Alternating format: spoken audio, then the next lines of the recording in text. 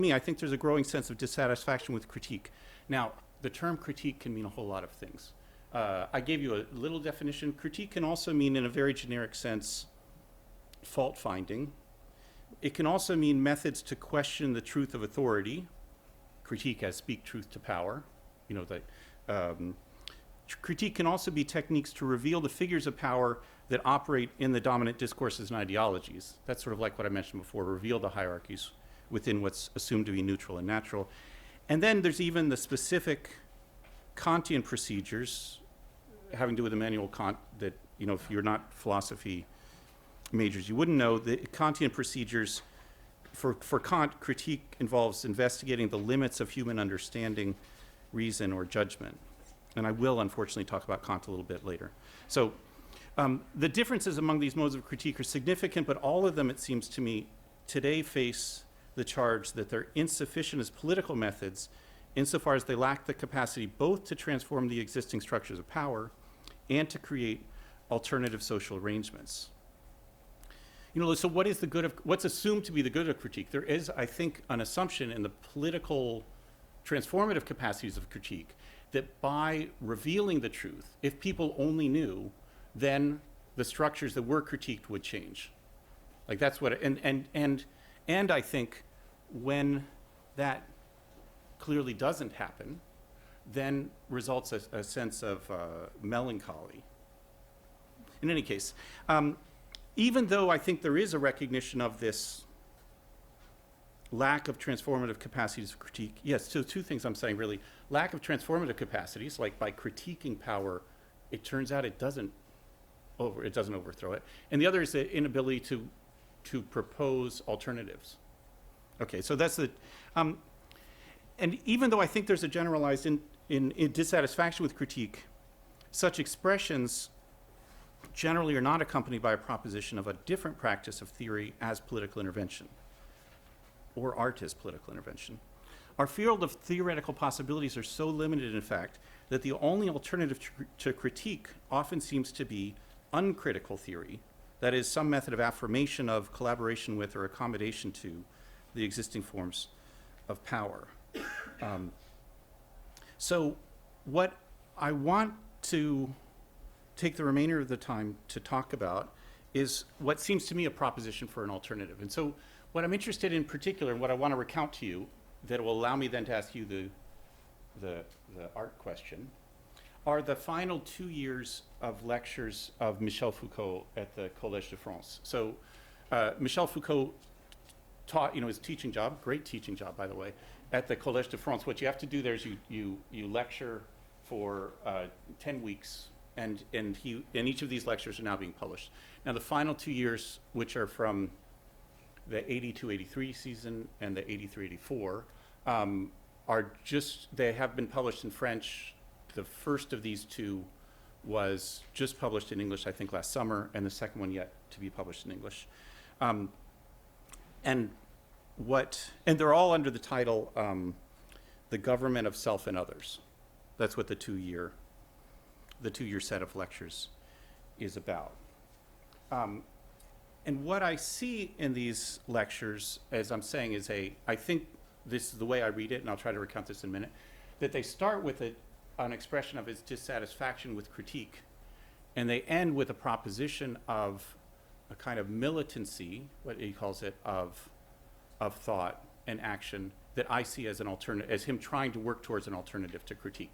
So that's what I want to just try to explain, is what the dissatisfaction with critique is that Michel Foucault expresses, and what he conceives as this militancy that might be an answer to it. So just the preview, what I want to ask you really about what this notion of militancy could mean within artistic practice. Like, rather than thinking about artistic practice in terms of critique, what could this militancy be? Okay, so Foucault's fascinated, it's a weird setup, these 2 years of lectures, because most of them, all of them except the very first lecture, are about the ancient Greeks. And I'll recount those in a minute. But the first lecture is about Immanuel Kant, and particularly about the essay that I cited before that Foucault's totally obsessed with. Totally obsessed, I don't know. He writes about it 4 times. This essay called What is Enlightenment? And so okay, I should back up a second. Kant's essay, it's a very brief essay, it's a newspaper article. You know, it's asked by a newspaper. They say to a bunch of philosophers when Kant's writing, 1796, I think, they ask the question, what is enlightenment? And so Kant responds with this newspaper article, what is enlightenment? And what he starts by saying, his first answer, you know, from the first sentence is, he wants to say, this is not an enlightened age, this is an age of enlightenment. And what enlightenment means is, he says, it's the exit from minority. Now, the exit from minority, he doesn't mean minority like, what he really means minority like is when you're too young to do something, you know, or that's what the German word means, like, you know, when you're too young to have sex, or you're too young, I mean, not that you have sex, but you're too young to legally have sex, or to drink beer. I mean, those are exactly the German words for that. But then he goes on, or Foucault goes on to explain that it's not, it's what it really is that you can't speak for yourself, or you can't think or speak for yourself. So enlightenment, and I think this is what really inspires Foucault in reading Kant's essay, enlightenment is being able, daring to speak for yourself and to think for yourself. And in that sense, autonomy, you know, that you can, autonomy that you're not obeying, but rather thinking and speaking for yourself. Yeah, it's not, Foucault explains, and it's totally, whatever, seems like obvious in the essay by Kant too. It's not immaturity in the sense that if it were just a matter of biological growing up, then you could wait 10 years and then you would be able to speak for yourself. No, it's in fact a power that we always already have. Like, we already have the power to think and speak for ourselves. What Kant says, you have to dare to do it. Like, that's what, so the mandate that comes right at the beginning of the essay, sapere aude, dare to know. It's a challenge, and that's what enlightenment is that you're daring to know, think, and act for yourself. And that's the notion of autonomy that Foucault's excited about. So that, now, Kant himself is, as I said, if you don't know Kant, is center of his work is promoting a certain critical method. You know, it's a little different, it's a little awkward here, but it's a little different than the critique I was talking about that you'd be familiar with from a certain garden variety, you know, like critiquing the government or critiquing even an artwork, but it's somewhat similar. And this is what I wanted to get at, is why Foucault is dissatisfied with this. And he has two, what I think are really interesting ways of working out why he's dissatisfied with, you know, like I said, he's really inspired by Kant's project of autonomy, of speaking and acting for oneself, but he's dissatisfied with Kant's critical method for getting at it. And so he does a very, well, it seems to me interesting reading of another sentence early in Kant's essay, which he takes as a challenge to critique. And the sentence is this is Kant writing still, but Kant says, if I have a book that gives me understanding for me, or if I have a pastor who teaches my moral conscience for me, or if I have a doctor who trains me how to live, then I don't have to think for myself. And so what Kant's in a way doing is that the role of the intellectual, or even of a certain kind of intellectual leader, is in some ways contradictory, because even though that philosopher writing the book, or the pastor who's training you in moral conscience, or the doctor who's training on how to live, even though they're trying to maybe foster autonomy in you, like getting you to think for yourself, their very authority is contradicting with that possibility of autonomy. Does that make sense? And so Foucault turns that even further, and he says, isn't it interesting that those three things, this is only for the Kant adepts in here, otherwise you can not pay attention. Isn't it interesting those three examples refer to Kant's central three books, his so-called three critiques? That his first critique, the Critique of Pure Reason, is really about development of understanding. And the second book, the Critique of Practical Reason, is about that construction of the moral conscience. And the third, the Critique of Judgment, Foucault realizes he's straining a little bit here, is like the doctor who teaches you how to live. And so that Kant, in a way, is reflecting and criticizing himself. His own major books are trying to teach people through this critical method to be autonomous, but in the very act of authority, they are an obstacle to the autonomy of the others. I don't know if that makes sense. And so then Foucault, he then picks up now I'm just recounting a little more, but I hope it makes sense to you.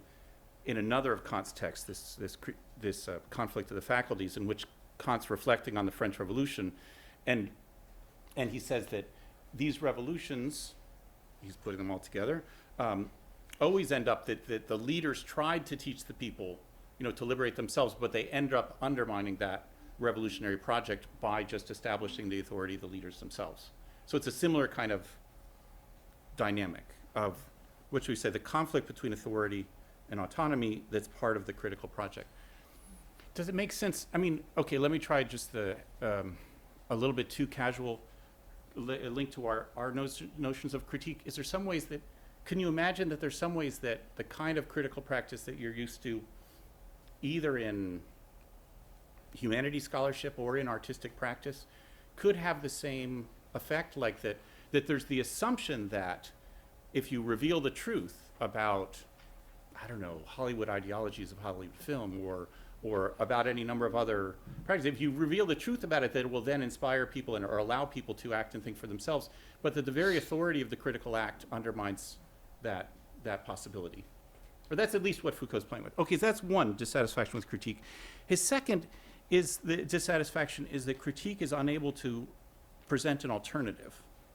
Like that what several years earlier, like I said, Foucault wrote several times about this essay. Several years earlier in a lecture of Foucault's that now has the title, What is Critique? I think that's the title of it, yes. And he's there, in that essay, he's not dissatisfied with critique. And what he's saying critique does is that it allows us to insist on not being governed so much, or not being governed in this way.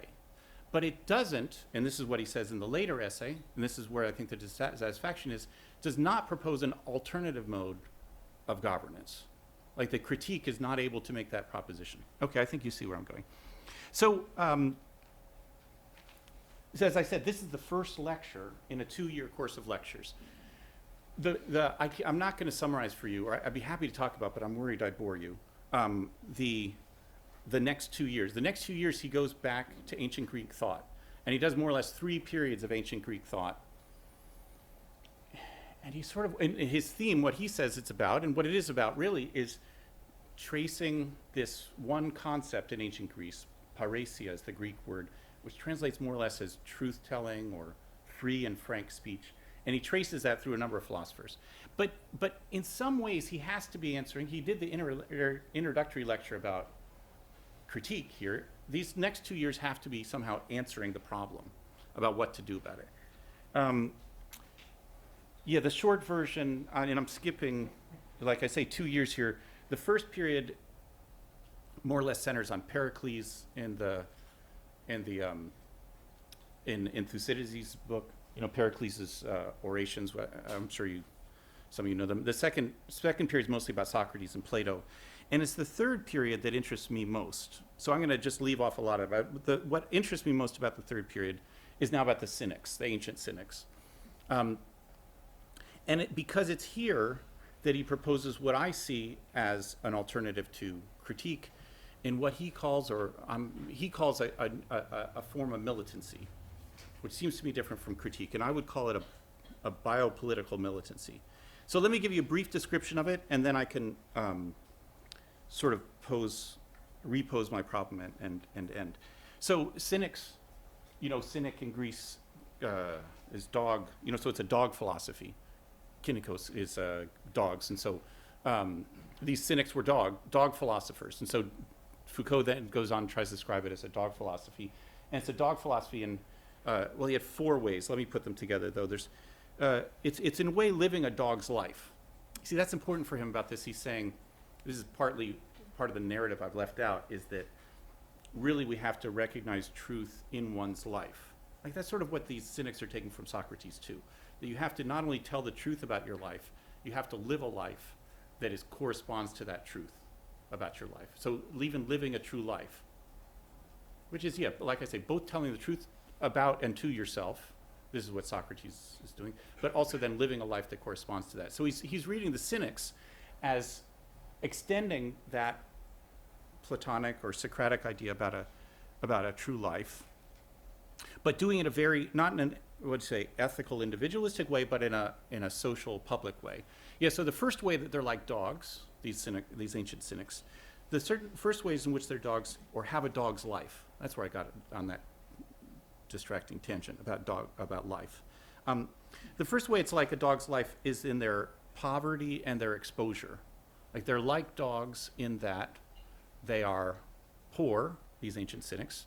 Yeah, I'm sure that like, whatever, all but two of you don't know anything about the cynics, so just take my word for it.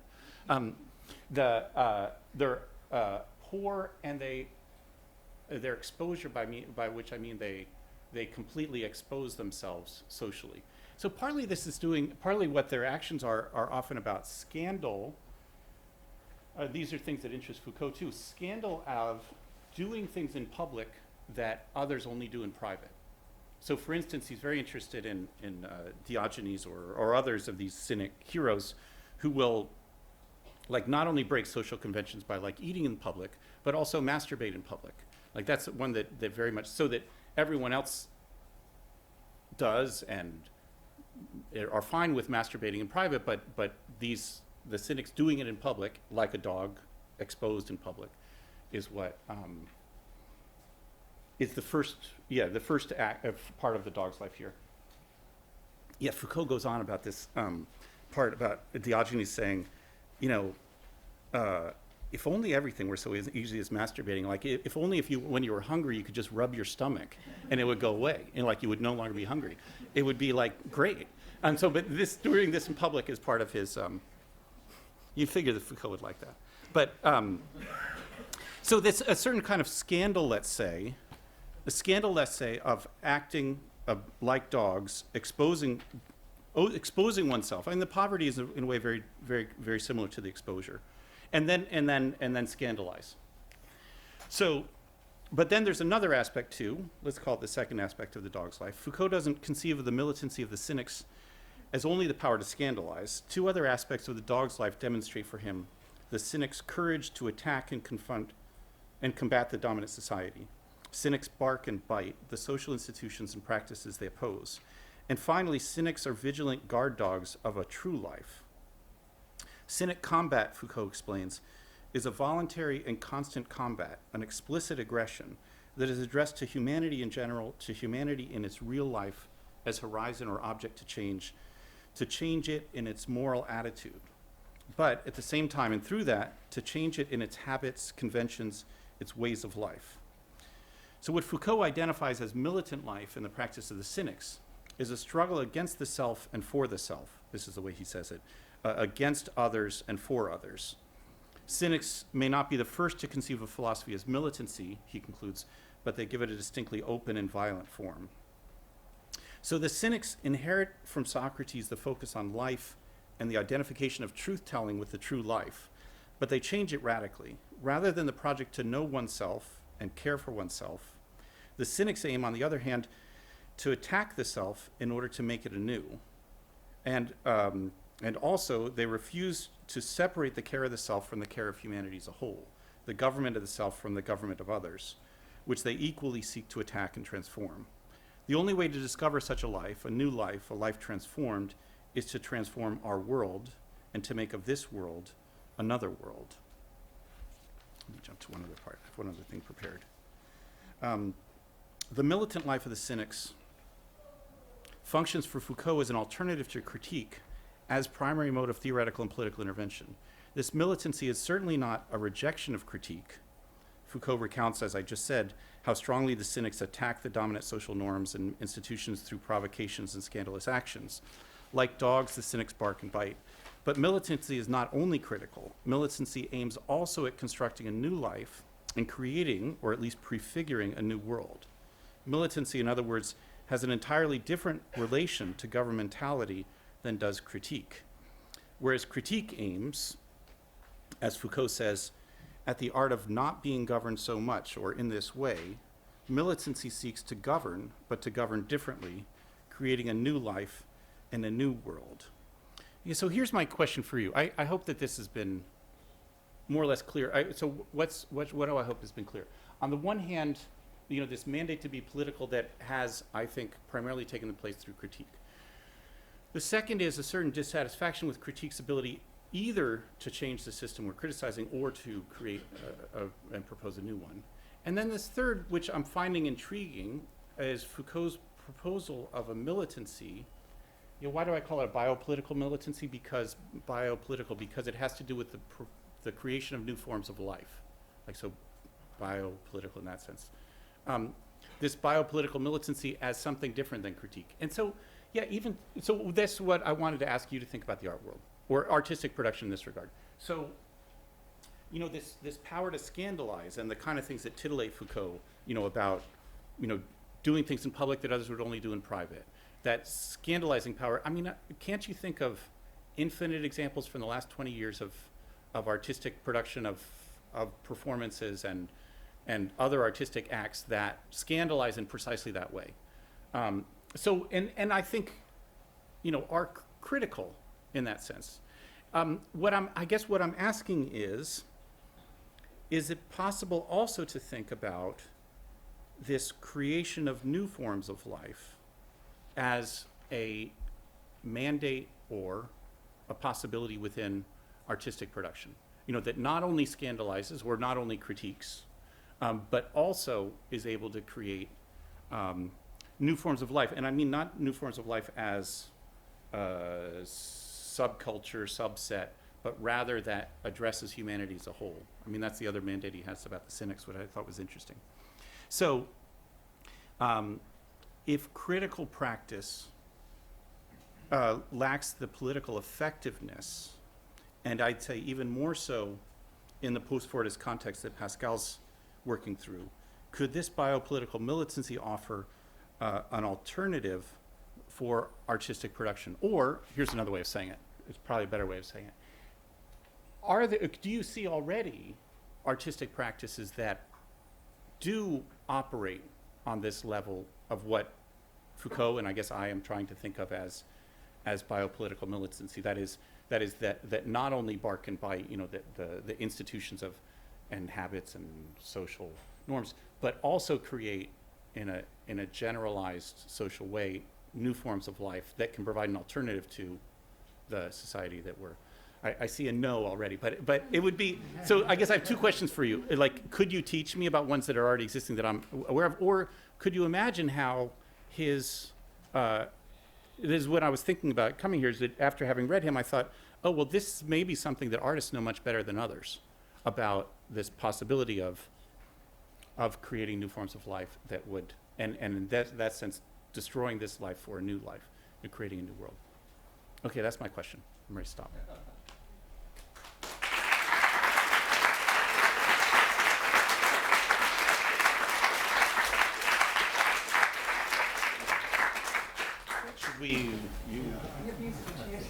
Yeah.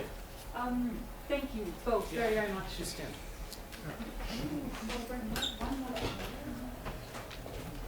And then we'll do a couple of questions from the audience, maybe for 10 minutes, for either one of the speakers.